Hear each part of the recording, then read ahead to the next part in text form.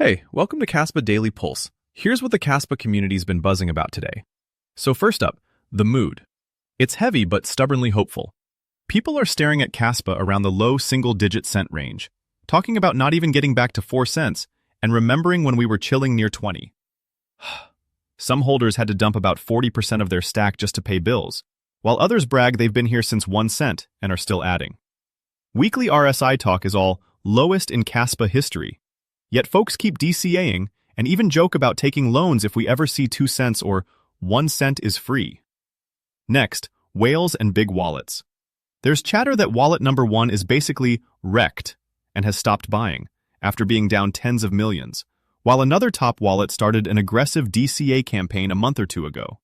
People are watching huge long positions on exchanges and saying, if price is this low while whales are buying, what happens when they finally sell?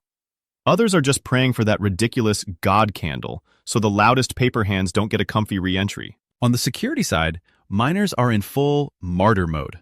One guy's running a KS5L and calls it his version of a terrible DCA, literally losing money 24/7 but holding the security up. We've got talk of Mara being on the network, hash rate hovering around roughly 600 petahash after peaking near 1.5 exahash, and small miners admitting the game is high capital now.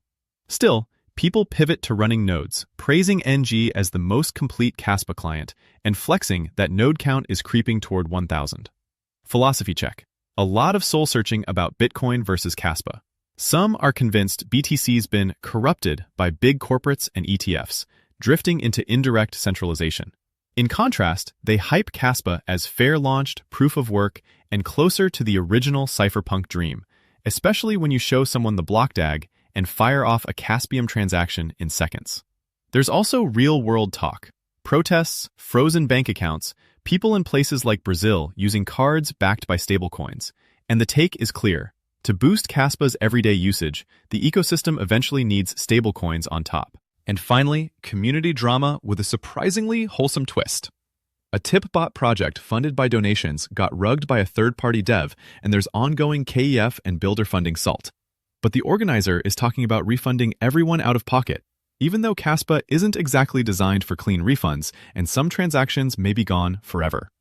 Over in the new Discord, people are opening tickets, sharing details, and, despite the frustration, still saying they'll hold through the storm.